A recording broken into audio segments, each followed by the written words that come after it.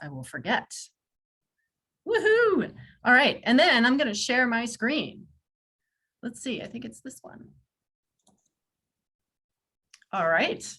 I don't know how many people are in, but I think I'll just start anyway because it's 2 o'clock and why wait, right? So if I'm actually showing this screen, happy May the 4th.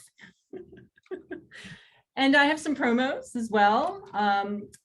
You still can register for the meeting that's going to be in Pasadena next month. If you're a student, it's going to be the same price whether you're a member or a non-member. There's virtual options, so please do register. If you are interested in any workshops, please look at these. There are a lot of career-related workshops that you might be interested in. Also, I have some promos for the upcoming winter meeting, which kind of blows my mind. It's going to be in Seattle in January 2023. And some of the, they're not deadlines, but I can say that the abstract site is going to open on the 24th of August. And that's always a big thing. Don't wait until the last minute. Registration opens then, we'll have splinter proposals, and before that in July there's workshop proposals. So if you're thinking about doing some education at the meeting, that's the time that you'll want to sign up for that. So I'm going to stop the share now and welcome Alaina G. Levine to present this wonderful webinar today. Thank you. Thank you, Diane. As always, it's a real privilege and pleasure to be with you today and to be with all the astronomy stars that are on the webinar today. Welcome, everyone. I am Alaina G. Levine. I'm president of Quantum Success Solutions. As many of you know, I'm a professional speaker. I'm a career writer. I'm a science writer. I write a column called Your Unicorn Career for Science Magazine. I wrote a book called Networking for Nerds. And I am a career coach. And in fact, I work with AAS as a career coach and consultant. And you can sign up for sessions with me. And Diane will throw that link in the chat shortly. I want to talk to you today about something that I think we just do not realize. And that is that there is a huge amount of value in the experience that you are having right now. So whatever you happen to be doing as an undergrad, as a grad student, as a postdoc, as somebody who's new in your career, somebody who's in a new realm or new role or new field, there is always value to be able to extract from that experience. I would love to know, and throw it in the chat, tell me, where are you in your career? Are you a grad student, an undergrad, a postdoc? Are you beyond the postdoc? What do you do? Throw it in the chat so that I can customize solutions for you in real time. We're talking about your astronomy-powered experiences. That includes the entire multiverse of opportunities that you're pursuing as you move forward to a career in astronomy. I see we have a grad student in the thing. We have a postdoc, an undergrad, another undergrad. I see a senior. I see an end of PhD about to do the postdoc, mid-career. Wow, this is awesome.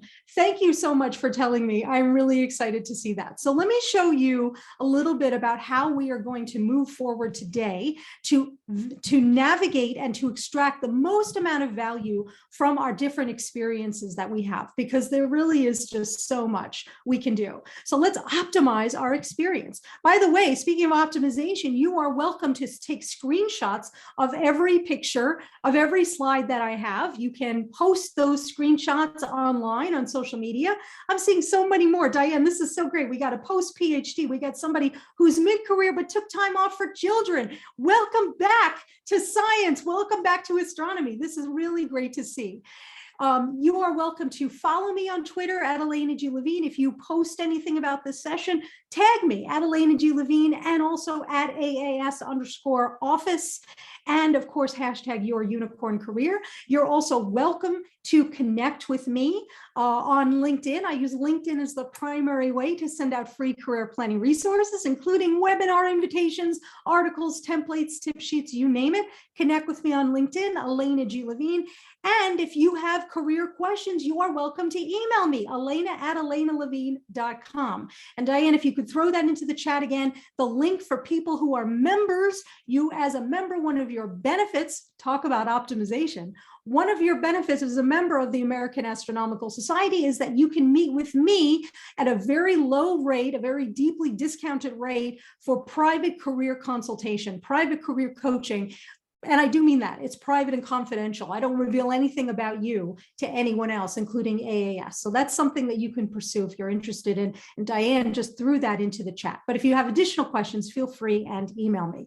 So let's talk a little bit about the typical benefits of an experience, right? Any type of experience. And here you could insert undergrad, you could insert grad student, you could insert postdoc, you could insert beyond the postdoc, anything. Wherever we are, we can get value out of that experience. And I want to tell you a story. You know, I started my career in the physics department at the University of Arizona as director of communications. I started after I graduated with my mathematics and anthropology degree, but I had been an astronomy and physics major. Don't tell anyone that I switched.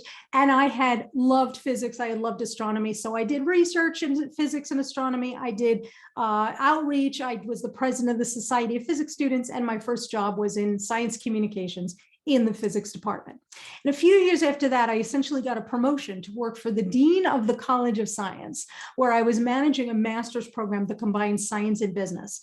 Now, normally a typical situation where somebody is given a job or given a responsibility, and this goes for your education or job or whatever you happen to be doing at any given moment, we often put the blinders on and think, okay, I have to solve this problem that I've been hired to do. I have to add value in the way that is expected of me. Of course you do, right? I have to do the things that will allow me to advance in this role and get good performance reviews, no doubt. But a lot of people put their blinders on and just do the bare minimum of the role. And what we have to do, and what you have in your capacity as astronomers and astronomy educated professionals, is to take those blinders off and look everywhere in the universe that you happen to be occupying at that moment, and look to see how you can advance your career, advance your team, advance your project by leveraging other opportunities that exist right now in time and space. Like I said, most of us, we tend to put the blinders on and not see those other opportunities. What I did in that role when I was working for the dean, I call it, I've actually said this several times, I say that it was like getting an MBA, working for that dean, working in that role. And I use that term, MBA, because what I mean is that I took every opportunity I possibly could to learn new skills, to gain leadership expertise, to be more visible, to market myself and my program, to build myself as a leader in my field and an authority in my field, to help my students, to help my team. I did everything I could to make sure that I could extract value from that role. And as a result, when I left that role, and by the way, how did I leave that role? I was laid off, kicked out, because the program had run out of money, and that was my salary. So my program folded, I was laid off. When I was laid off, I already had built up a huge amount of skills from taking advantage of the role and everything that the university had that afforded me to take advantage of and leverage. I had already built up a network, a huge network of people. I had already gained visibility in the community through self-promotion and marketing and applying for awards and serving on committees. I had gained leadership and business skills. I had gained communication skills, especially the oral communication skills and the written as well, so that even though I now was without a job in the worst economic period before COVID, of course, this was in 2009, I was still able to shift directly into my business and stay full-time with my own work. So as a professional speaker, a writer, and a coach. And I've been doing that ever since. But it really goes back to this idea of, I was at the University of Arizona, I am going to leverage the heck out of this situation.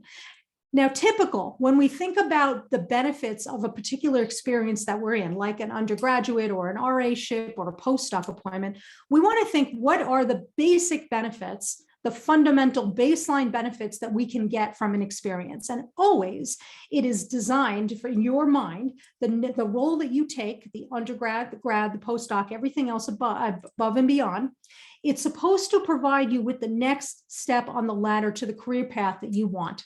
So if you think of, for example, a postdoc appointment, what is a postdoc appointment designed to do? It's designed to give you the next step to establish a career in research.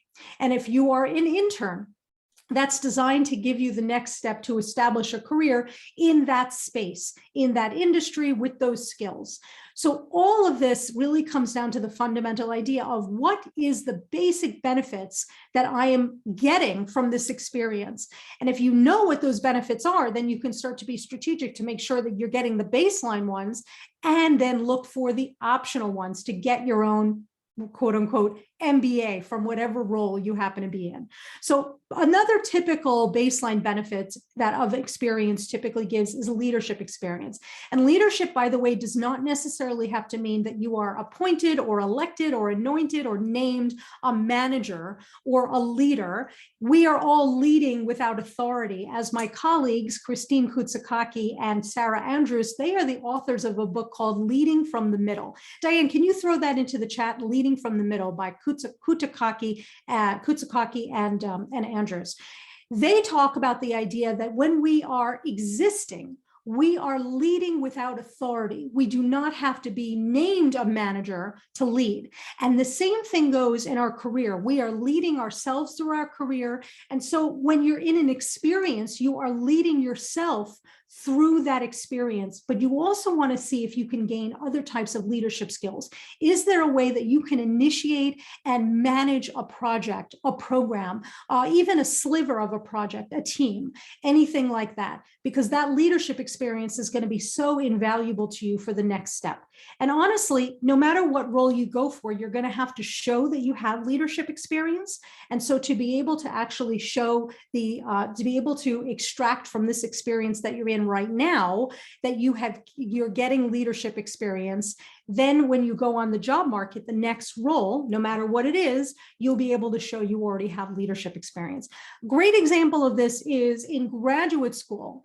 You may think, well, how am I going to get leadership opportunities baseline in graduate school? Well, let's think about this. You're writing a master's thesis and or a dissertation for your PhD. That's original research. You are leading the effort for that original research. Yes, your PI may be involved in that. They may be mentoring. They may even suggested that you pursue this particular strand of galactic formation research. And yet, you are the one who is leading that. You are the one who is going to have the ultimate authority over that program and project. That's an example of baseline leadership that you're getting from that role. So you really want to be cognizant of what is the leadership experience that I'm baseline getting. And then maybe there's other leadership, hint, hint, wink, wink, nudge, nudge, opportunities that I can pursue. Additionally, the experience that you're in right now most likely is giving you exposure to research management. So how research programs are actually managed in terms of money, in terms of resources, facilities, equipment, in terms of experimental design or theoretical pursuits, in terms of people. How is actually research done? When you do research, how is it actually done? So this experience that you're in is giving you an understanding of how that happens. The scientific innovation and ideation process is also a typical benefit of any type of experience that we have, particularly as it relates to research, right? So as an undergrad, you're getting an experience in, particularly as a research assistant, even as an undergrad, you're gaining experience in how do scientists come up with ideas to pursue. Now, you may not be the one who is coming up with those ideas, but you're getting exposure to it. You're getting exposure to it. The next step, of course, is to develop a program or pursue an opportunity within the university where you can actually come up with the ideas. You're also gaining basic exposure to project management. We do this as students, whether we're doing research or not, we're managing projects. We are gaining experience in communications, in mentorship, mentoring the people around us, which could be peer mentorship. Of course, funding, the money is so important, and then communications and promotion and marketing and sales of our research, right? When we write a paper, that's a marketing document. When we deliver a poster or a talk, that is marketing, that is sales. So that's what we're gaining from these basic experiences. But there's other things that we can think about. There's more. The experience that you're in can actually help to diversify your career paths, give you ideas as to the different types of career paths you can pursue. And if you pursue more, it's diversifying your skill set.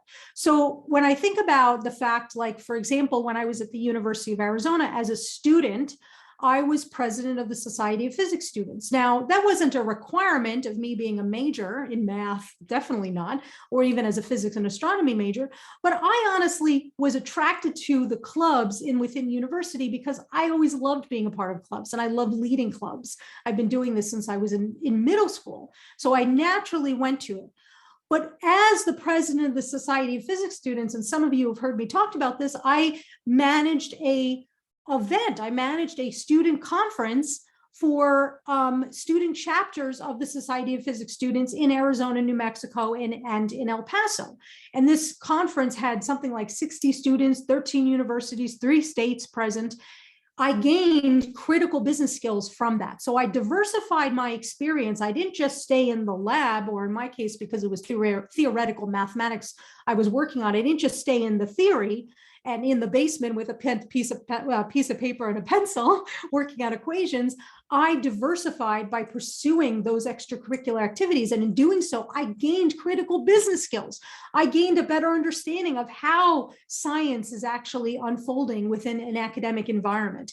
It gave me new ideas and inspiration about where I could take my career forward and how I could build what I call a unicorn career, a customized career that's aligned with who I am.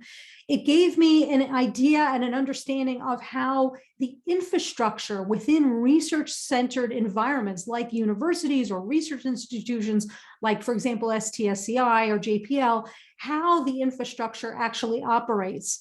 What is the operations like for a research enterprise? And it gave me knowledge about how the research ecosystem works and functions. That was very helpful. But this is the kind of thing that you can build on, right? I expanded my networks. You can do that too. I learned and met potential new collaborators.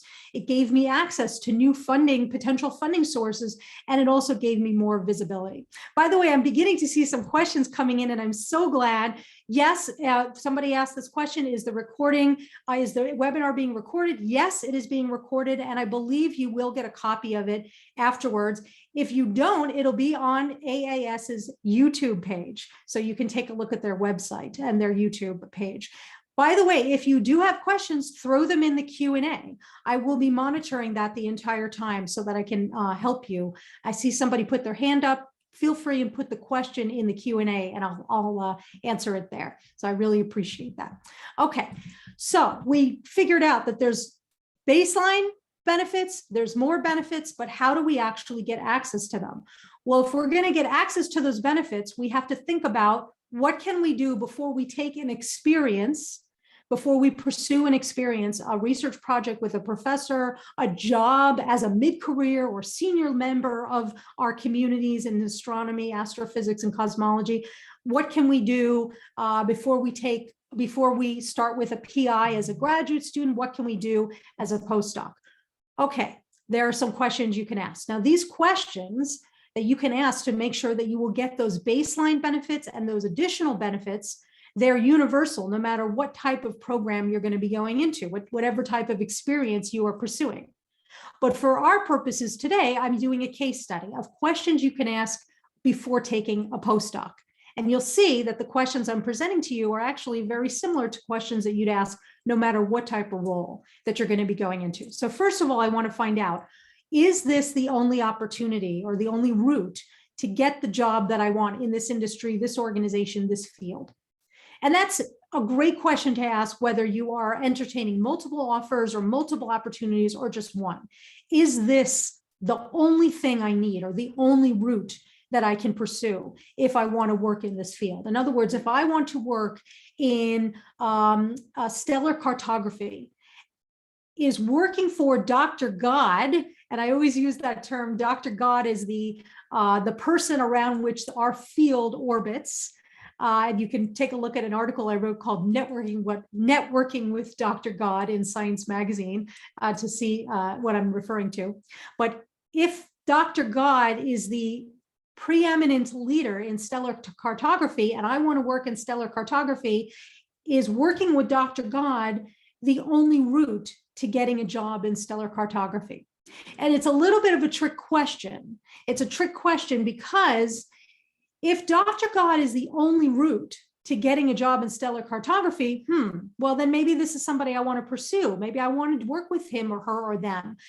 And yet, what if Dr. God is not a good person?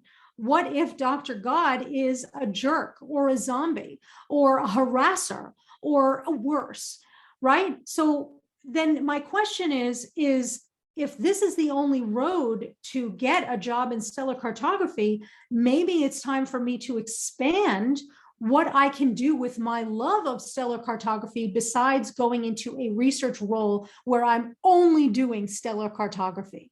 So it is a great question to ask to see whether or not it's the only route and whether or not you want to give up, pay the costs, or do you take the benefits or both in pursuing that opportunity. I also want to ask, is this research, is this opportunity going to bring me joy, particularly if you're pursuing a graduate degree or a postdoc, or you're thinking for a job in your mid-career, you're thinking about moving to another part of the world or shifting, pivoting to a completely different sector, maybe moving from academia to industry or industry to nonprofit, or maybe you've been working in data science for an industry representative, a company, and you want to move into science policy, for example. Is this role going to bring me joy? Because, like, for example, with a postdoc takes a lot of time and energy. You're going to be spending years working on a project. Same thing with a graduate degree. You may be spending up to 6 years researching one little sliver of the metaverse and the multiverse. Is that going to bring you joy just to do that teeny little thing? If the answer is yes, we continue on. We go and continue on. Will this lab PI, the supervisor, this boss and team value and respect me? Will they allow me, and allow is a strong word, will they allow me to bring my authentic self to the projects? Will they welcome me for me? That is a great question to ask, and it's something we don't ask enough. Will the PI be an active mentor? This is useful for any type of role we pursue. Will my boss be an active mentor? Will they help me succeed? Will they give me the resources that will enable my success? Is this the only way to get the needed skills that I need or want for this role or for this particular position? Will this role and will the leaders associated with the role give me access to other leaders who will actively open doors for me? These are a few of the questions. Additionally, I can also ask, will this be a nurturing, respectful environment where I will be my best? I will thrive.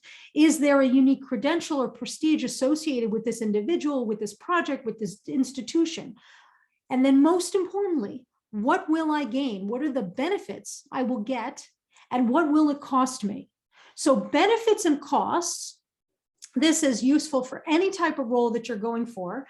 The benefits are some of the baseline we just saw and some of the expanded ones, which I'm going to get into detail in a bit about.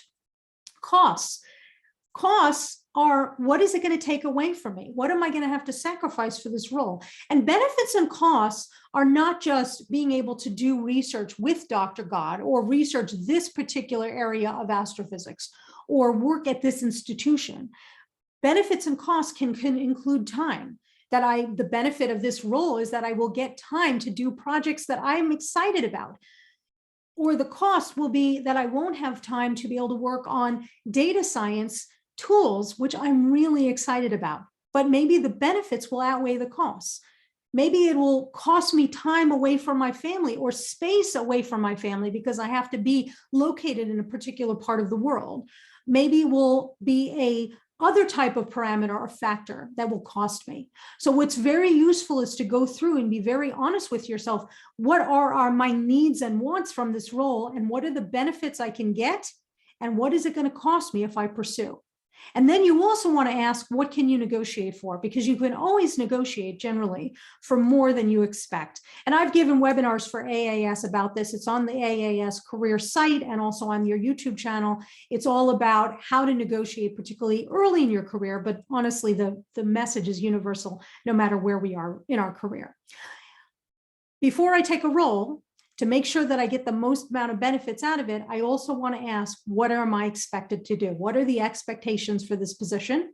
And how am I going to be evaluated? So if I can ask all these questions, I'm going to start to better understand what are the baseline benefits that I'm going to get out of the role, and what are the potential extra benefits that I could pursue within the institution. So how to be successful in a role to get the most amount of benefits, to optimize it. Number one, know what is expected from you from day one. I can't tell you how many coaching clients, because I coach not just astronomers in your careers, but I help STEM, I help STEM nerds like myself and word nerds. So I help journalists and writers and communicators too, all helping you to advance and build your unicorn career. And I can't tell you how many coaching clients I've had who started in a postdoc, and the postdoc immediately went south. It was a very miserable postdoc in particular for them, because they didn't clarify while they were in the audition process, the interview process, they didn't clarify exactly what was going to be expected of them. I had one client who, when he joined this postdoc, as a postdoc, when he joined this team, he found out that there was actually two PIs, two bosses, and the work that he had thought he was going to be doing was actually not the case. He had to build the lab from the ground up for a variety of reasons. He didn't even get a chance to actually do the research that he thought he was going to be doing. What we learned from that was how to ask the questions during the interview process to get the information that he or anybody else need to make sure you're getting the benefits. And one of those questions is, what is expected of me and what am I going to be evaluated on? So helpful. What you also want to do is go above and beyond. So that was something I've always done, I think, naturally, because I really enjoy it. I look at jobs that I'm in very much like it's fun, and I'm going to extract as much joy out of it too. I always am like that. Even the really bad jobs, I try to extract joy from, but I always am looking to see what I can do to go above and beyond. Yes, my boss wants me to host a dinner for the students. Well, maybe I can make this into a full day communications and leadership training experience with sponsors. My boss wants me to have an industry advisory panel. Well, maybe I can actually start fundraising using that panel, using that board to bring in extra money into the program. My boss wants me to promote the program. Well, maybe I can develop a strategic media relations program for the program, so we're constantly in the media and getting journalism clips. These are real life examples that I did when I was working for the dean in the College of Science at the University of Arizona. Always thinking above and beyond, taking those blinders off and looking for innovation that you can pursue. I want to also communicate with my boss. I don't want to necessarily talk their ear off or waste their time, but I do want to make sure that he or she or they are on the same page with me. And so that we are, I understand the expectations. I understand the job that I'm being hired to do, or the role that I'm expected to be in, or the goals that I'm expected to achieve, and make sure that I'm achieving them and put together a plan to actually achieve them and communicate that. And I also want to make sure in advance to research as much as I can about the team, the project, the lab, the organization, to make sure there is an alignment between my goals and who I am authentically and that organization. Too often we join a team thinking, you know, I can tell the culture is not going to be right for me, but it's worth the cost. It's worth the sacrifice of putting a corner of myself, my soul, putting it away, hiding it, because I'm going to get a benefit from being with this particular professor or this university or this field. And I can tell you from experience that very, very, very rarely, I mean less than 0.01% of the time, is the cost worth it. Does the cost actually ever outweigh the benefit? When you give up a piece of yourself to go to work, you are never going to be able to be your most creative, productive, and even your most enjoyable self to yourself. And you certainly are not going to feel respected. And if you don't feel respected, you're not going to necessarily be able to navigate that with success. So it is very, very important to make sure that there is that true alignment. So by talking to the PI in advance, of course, but also talking to other people in the department, other students, other postdocs, other former members of that organization, other people who used to work for that boss, it's going to help you better understand truly how they structure their environment so that you can see whether or not there is that alignment. You want to always be a resource to the team, be a resource to yourself, be a resource to the institution, show you're committed to the project and team, learn and use their language. The more you can use their vocabulary, you're going to be successful. The more you're going to be able to extract even more benefits, reference their culture, and continue to network. And I've given a lot of webinars on networking for AAS. So we want to think about, if we have these baseline benefits, we want to think about what are other benefits and what are other activities I need and want to pursue that are aligned with my career goals. So these are three examples that you see in front of you: faculty career, a researcher career in another type of institution, for example, a research institution like STSCI, or an industry career. We could make this list ad infinitum with so many other types of career opportunities, because as you know, astronomers, you rule the multiverse. You can do whatever you want, as I've talked about many, many times. But let's take these three case studies. And if I want to go and become a faculty member, what do I need to do in this role that I'm in right now, which could be an undergrad, a grad student, postdoc 1, postdoc 2, postdoc 3, postdoc, whatever it happens to be? What do I have to do? What kind of activities do I have to engage in if I'm going to set myself up to have a competitive advantage when I go forward in my career as a faculty member? By the way, I see we have a great question. I'm going to hold off on answering that question in just a moment. Thank you for asking that. So faculty career, of course, there are what I call the 4 problems that you have to solve as a faculty member. I have to do research, I have to do teaching, I have to do service or outreach, and I have to do money. Don't forget about the money. Those are the 4 horsemen of the apocalypse, or the 4 problems that you have to solve as a faculty member. So knowing that that is what I will need to do as a professor, that means that when I go on the job hunt to pursue professorial positions, I have to demonstrate that I have done that.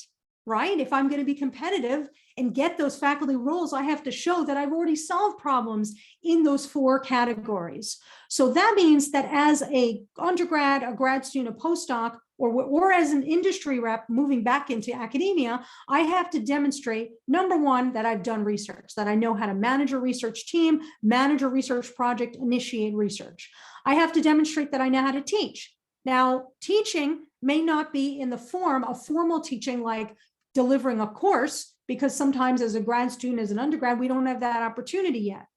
But mentorship, training people in the lab, in the equipment, in the approaches and techniques in your particular research group, those are all related to teaching. So if you can figure out that you need to teach and you don't have the opportunity to teach a formal course, consider engaging in more thoughtful and strategic mentorship so that you can demonstrate when you go on the job market that you have that experience. You want to also be engaged in outreach and service. You want to develop a communication strategy. You want to be doing more communications, both communicating of your research to other researchers in astronomy by delivering posters and papers and presentations at AAS conferences and related astronomy conferences, by publishing in the astronomy journals, APJ, and so forth. But there's other types of communications you can engage in as well, and that's the public communications, right? Leadership, you want to show that you can lead teams, money, projects, people, facilities, and you want to show that you have the ability to get money through grant and other types of fundraising endeavors. So these are my 6 things that I need to do if I want to become a professor. So now I can start to think as a postdoc at my university right now, what can I do to increase my leadership capacity? I can join, for example, the postdoc association, or as a graduate student, I can join the graduate student professional organization or graduate student government within my university, or I can join a committee with the AAS, which will give me leadership experience and communications experience. I could join a fundraising committee, which will give me money experience. So you see, there's always experiences that we can pursue. But first we have to figure out what we need to get to the next step of the career we want. Now, if let's say I wanted to be a researcher in a research institution, certainly some of these things are similar, right? I need to pursue research. I need to show that I've initiated research and I've done research. I need to show that I've led those research initiatives. I need to show that I have innovation capacity and potential to be able to see an idea and seize it, or see a problem that hasn't been solved and welcome it.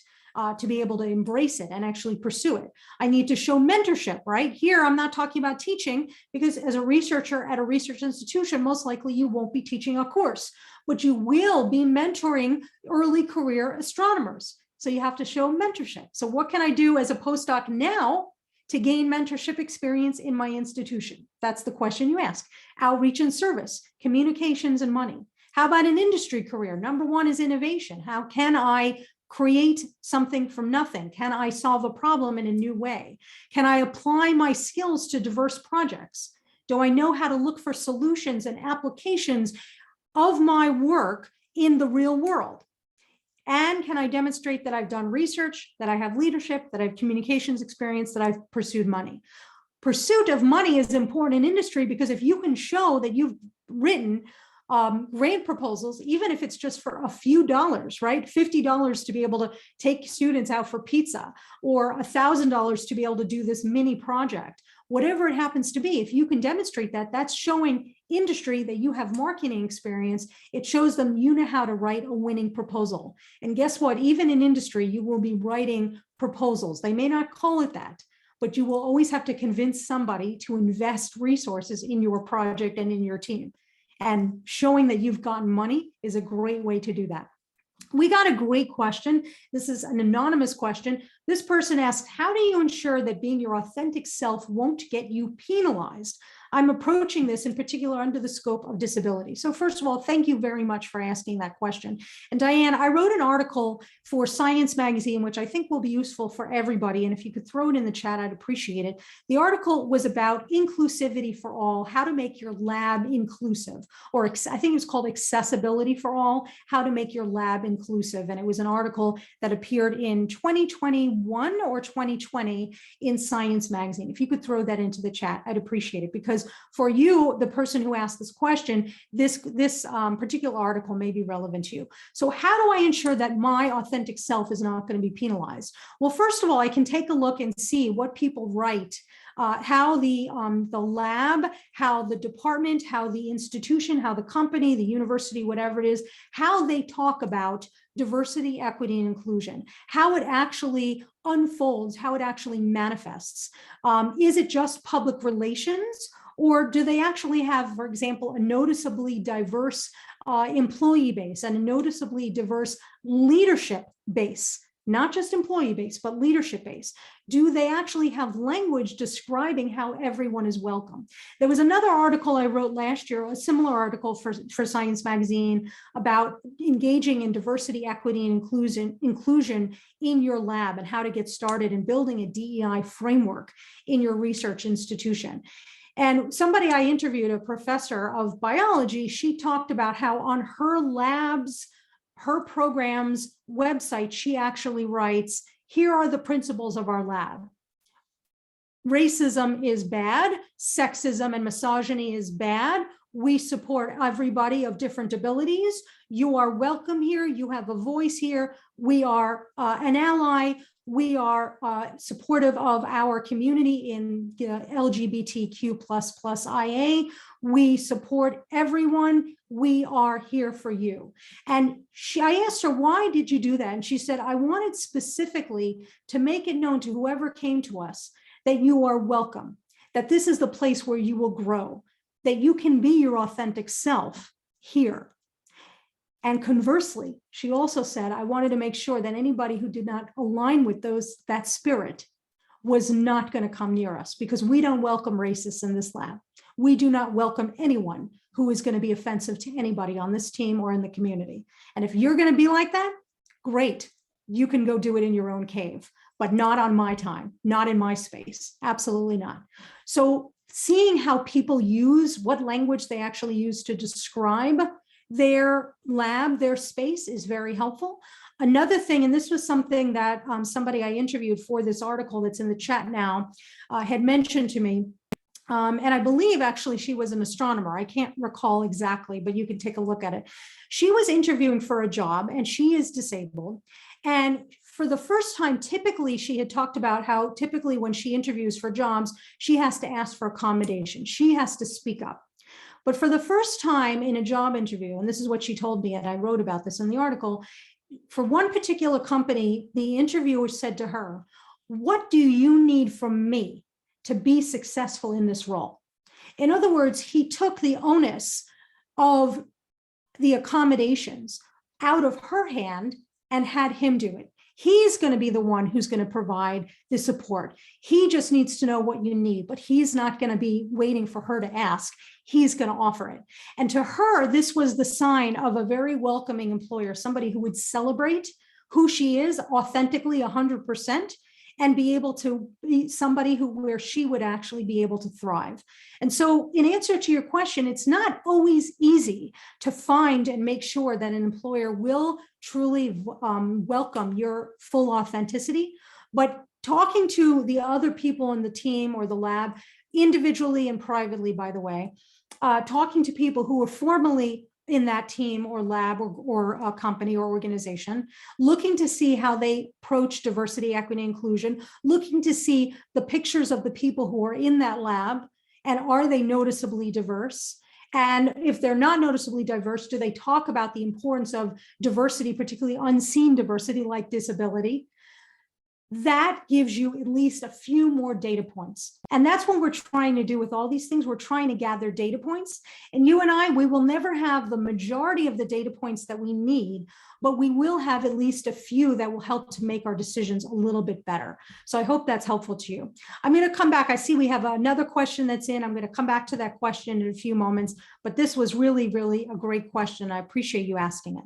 So let's talk about where the opportunities are to optimize your astronomy-powered experience, whatever it happens to be. And I think about it in terms of skill building, both internal to the organization you're in right now and external. So internal, your organization generally will have opportunities to do teaching, right? Or to do mentorship, or to do training, or to just help people in advance and be successful in their role. So that's going to give you a mentorship type of experience. So what are the teaching experiences that you can get, for example, at a university as an undergrad? You could potentially TA, right? You, as a postdoc, you could ask a professor, could I guest lecture in your class? Could I help lead the journal club in our team? Could I help, could I serve on the colloquium committee, which could then give me communications and leadership experience as well? How about communications? Internal, I could be, for example, pursuing an opportunity where I am writing articles for the student newspaper, or I am serving on the communications subcommittee of the postdoc association, or I am engaging in a project within our team that allows me to engage with the public about our unique areas of astronomy and why it's exciting. So there are communication opportunities and outreach opportunities you can pursue as well. There's also the opportunity to engage in interdisciplinary work and to expand your viewpoint and your perspective. This is really important, particularly no matter what role you go for. You want to have an interdisciplinary exposure and appreciation for interdisciplinary work. So you can go to diverse colloquia. Don't just go to the colloquia in your department, go to the colloquia in the physics department, in the math department, in the mechanical engineering department. Expand your horizons, go to different colloquia, consider applying for different grants. This was something I did at the U of A, both as a student, when I was a student at the University of Arizona, and then as an employee. I was constantly on the hunt for where are the grants that I can apply for my work, for my student experience, for my programs. And you would not believe the pockets of money that I uncovered. And guess what? Here's a hidden idea that many people don't even think about. I'm going to take off my glasses so I can see you eye to eye. Guess what? Most people do not think to look for those little mini grants that exist within universities, nor do they think to apply for them. As a student, I got thousands of dollars in grants for research. money that I had applied for that other people may not have applied for. They may have self-selected out of the process. As an employee, I was named an Eller Entrepreneurial Scholar. What that means is I actually saw that the entrepreneurship program at the U of A was giving grants to university departments to create an entrepreneurship class in that department. And I talked to my boss, he loved it. I applied for it and I got money to create a class in entrepreneurship for science and engineering graduate students. That was money. Then the next year I saw that there was a summer lectureship program and we would give you $500 to guest lecture in the summer at the U of A, just to give one talk, $500. I applied for that. I think I got it something like 5 or 6 times. I don't even know if anybody else applied for it because I looked to see how many other guest lectures or special lectures or whatever it was that had existed, and there were very few. So here I was getting, again, thousands of dollars that other people may not have thought was worthy. But not only did I get the money, but I got the visibility, I got the experience of giving talks, I improved my oral communication and presentation skills, I had the visibility of being known as an authority because I'm giving the talk, and I got the money and was able to show people that I gained the money. And it was a named award. So I was able to put it on my CV and resume and show people that I had this award, right? So there always is internal grants that you can apply for no matter where you are. And there's also awards and fellowships and special events and grants that you can apply for. I love applying for awards. I've gotten so many awards in my career. I'm not telling you this to brag, by the way. I'm just telling you this so that you know of the opportunity. I've gotten more than 20 awards as a professional. So since I graduated from university, many of those awards are within the U of A. Staff Award of the Year, Team Award of the Year, guest lecturer, special lecturer, Aller Entrepreneurial Scholar, IT Support Staff of the Year. I mean, you name it, I got it because I always applied for it. And each one of those gave me credibility to get more awards and to get more money and to get another opportunity. There's also opportunities for leadership, serving on different committees. I was on many different committees in my institution across the spectrum. And I also pursued business skills. So by doing events, within the context of my program, I was gaining event management and negotiation skills. So the access points for these are, they're multivaried across the institution you happen to be. But let's say you're a graduate student or a postdoc, you could participate in the postdoc association, you could participate in the graduate student council, similarly as an undergrad. And in your companies, if you're in a company or you are already a professor working in another type of institution, there are always committees that you can participate in that'll give you all of these internal skill building opportunities. One of my favorite hidden ones is the Technology Transfer Office and the Business School within the institution you happen to be in. As an undergrad, here's a tip for you, and a grad student, a postdoc, and a professor of astronomy, why not go and attend the colloquia in the marketing department? Why not go and attend the special lectures being given by the entrepreneurship program? You're going to gain so much insight and business skills, which is going to help you be even stronger and better as an astronomer, as an astronomy educated professional, and it'll help you get your next role too. External, there are also other ways you can optimize your experience. Associations like the AAS are very, very helpful. There's lots of committees you can participate in. There's lots of leadership. There's awards that you can apply for and nominate others for. You can publish, of course, in the technical journals, but also in popular media. Industry clusters. A cluster is exactly what it sounds like. It's a critical mass of like-minded companies or organizations in a particular industry. And here's the key part, in a particular region. So in Tucson, where I live, we have a very strong optics and astronomy cluster. We have a lot of companies and organizations that support optics and astronomy here. And not surprisingly, there are many of them. And the foundation of this cluster is the spin-offs from the astronomy professionals and the optical science and engineering professionals who were at and are still at the University of Arizona. So by engaging the clusters, you can actually gain all of these skills as well. The chambers of commerce in your region or the region you want to be in, economic development organizations too. Apply for awards, don't self-select, look for leadership opportunities, communications experiences, engage on social media if it is safe for you. I want to be clear about that. If it is a risk for your safety, your physical and emotional safety, do not risk it. That's not worth the cost. But if that's not a concern, then consider being active on social media and participating in outreach events. And then finally, externally, particularly for those of you, and notice I said you, not us, for those of you that are young, because I'm not considered to be young anymore, shockingly. I'm 47, so I'm not considered to be young. I'm an old person, as is pretty obvious. There are what are called young professional groups in cities and communities around the world. And if you are under 45, typically that's usually the cutoff, you can participate in those, and they have committees and leadership opportunities and networking opportunities and awards and fundraising and committees and money that you could generate, that you could apply for, and social opportunities too, all of which is external. So that's another example of something you can pursue.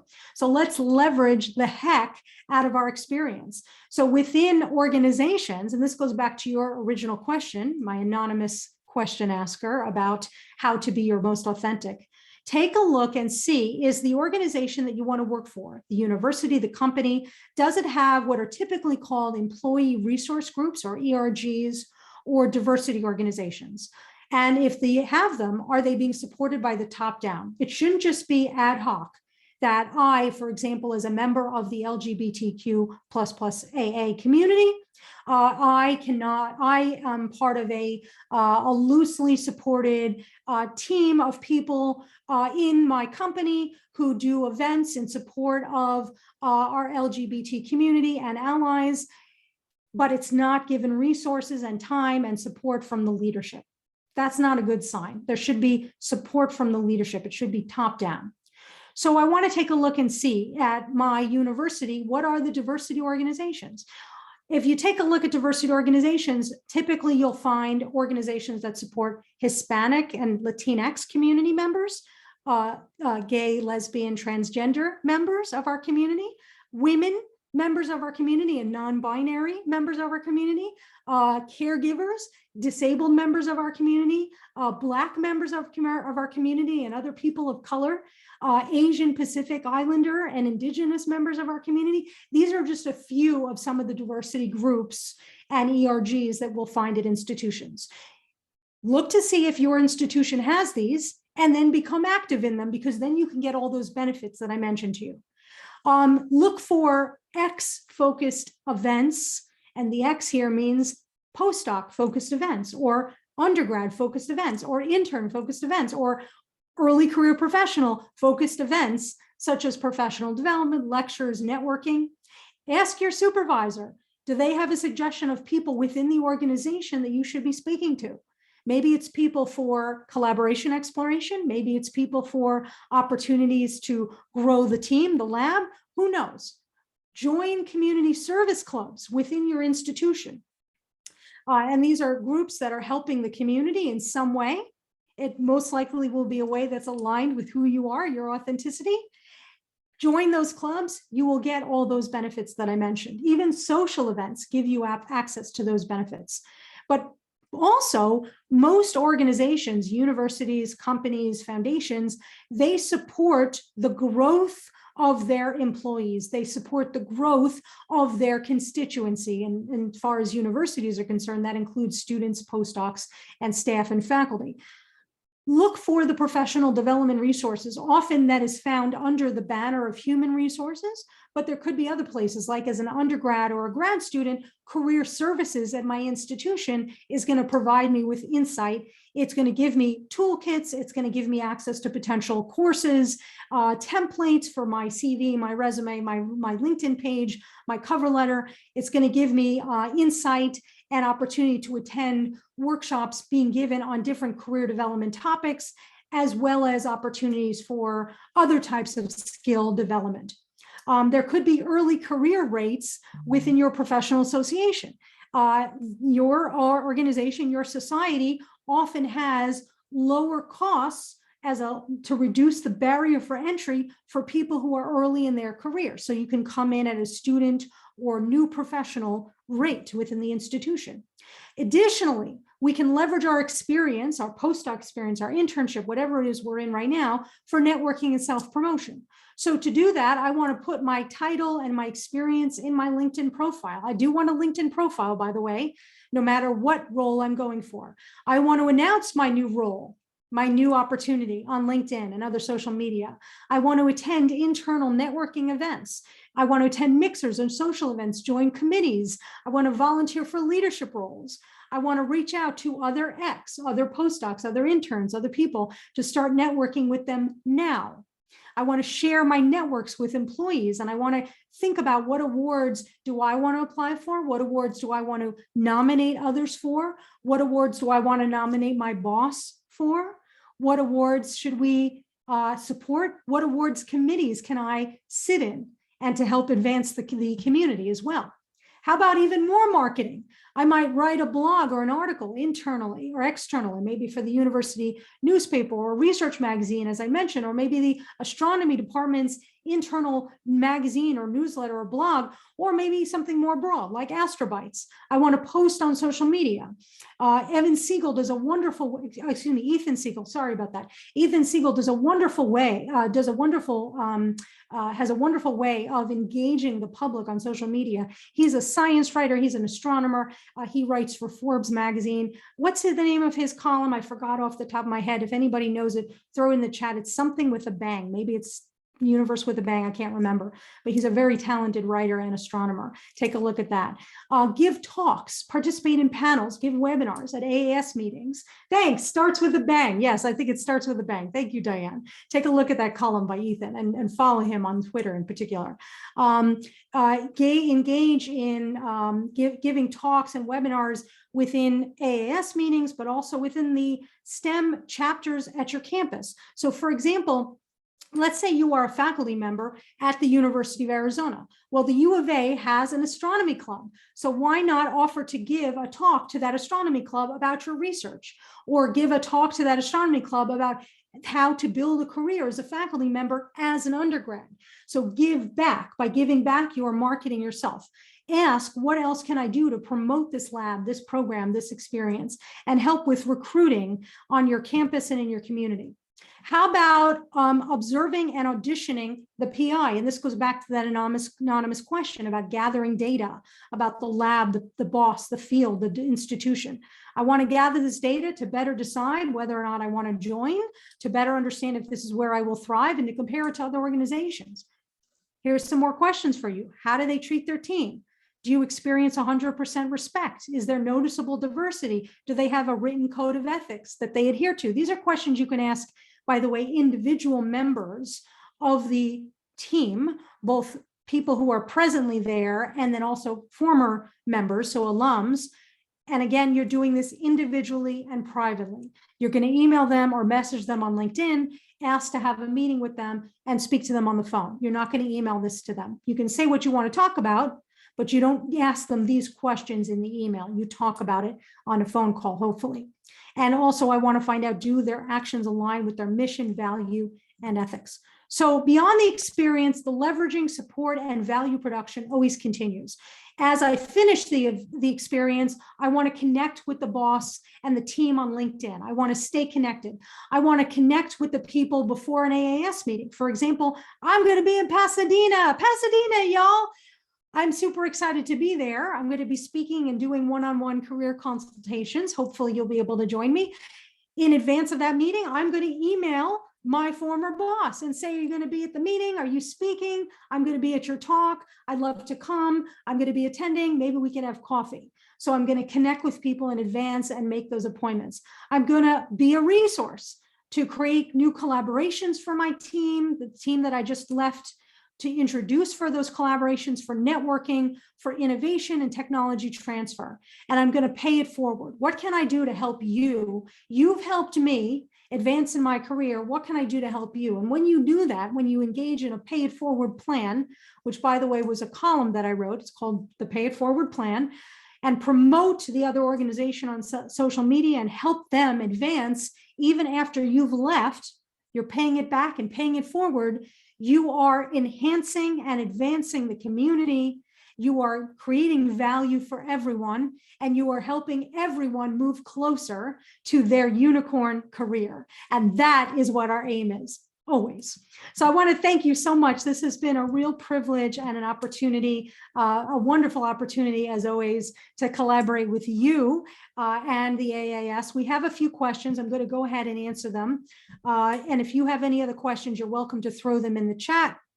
As always, just a reminder, connect with me on LinkedIn. My LinkedIn is Alaina G. Levine. You can email me, alaina@alainalevine.com with questions.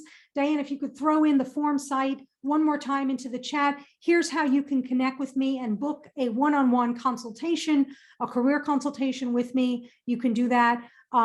Feel free and do that. And then, of course, follow me on Twitter as well. So I'm going to stop sharing, and then I'm going to go ahead and answer any additional questions that you might have. So we have a great question. Communication is really important. What advice do you have for international students and researchers? I feel English is an obstacle for me in getting more involved in some activities, especially in some roles as a leader or a teacher. And for this person, I want to thank you so much. It's such a great question. And it's such an important one. After all, astronomy, fortunately, and this I really do see as a privilege and a blessing. Astronomy is an international endeavor. It always is and always will be, and thank goodness for that.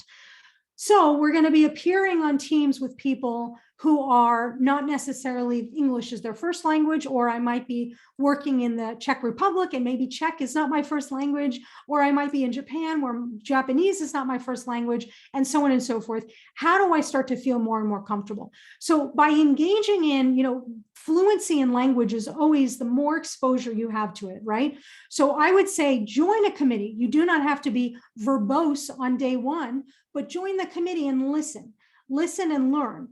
Listen before you even have to feel like you feel comfortable saying anything. You could attend a few meetings and just learn from them. So that's one thing. I think being more involved in social activities would also help, because you'll start to hear and learn the language even more so. I think engaging one-on-one with individual members of the community is also very helpful. So these are just a couple of tips. So I really appreciate this.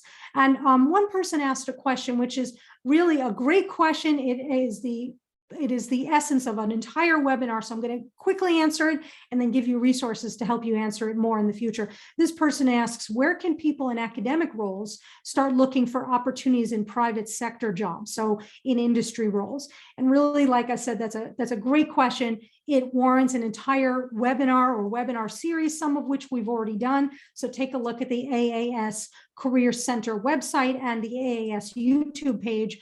But really what it comes down to is networking, talking to people in other communities, other ecosystems in private sector to learn the language of private sector, to learn what words should I be emphasizing in my CV? Should I be even using a CV, or should I be using a resume? What skills should I be talking about, and in what language? Where are the opportunities that are aligned with what I want to do? So those are the questions you need to ask, but the way to get access to them really is through networking. And I think we can do a talk in the future, more of a deep dive into that. So great question. Unfortunately, it's not something I can answer in 30 seconds, but I hope I helped to answer it. So thank you so much. This was such a wonderful opportunity. I want to thank you again. I always take it very seriously that I am here with you. It's always a privilege and an opportunity. Please continue to stay connected. Again, email me, alaina@alainalevine.com if you have any additional questions. And I will see you all in Pasadena at the AAS summer meeting, y'all. I think it's going to be off the hook, and it's going to help all of us build your unicorn career. Thank you, astronomers. You rock. Oh my God, Alaina, you're so funny. I love the high school picture too. I don't care if the 32 participants that are listening to this conversation care or not, but that is totally awesome. I can show that again if people want to see it. I'll just throw that up there. Yeah, this was my high school yearbook photo. And what I'm wearing is my costume because I love Halloween. It's my favorite holiday. And even as a senior in high school, I trick-or-treated. This was my senior year. So I was 17 in this picture. This was my senior year costume, and it says, "Amen, defender of geeks and nerds everywhere." And to this day, I still am doing that. So I had to throw that up there. That's great. Well, thank you so much for presenting today, and we'll talk soon. And if anyone still is listening, we'll be back in July for another webinar. So we'll see you then. Thanks, everyone. Bye.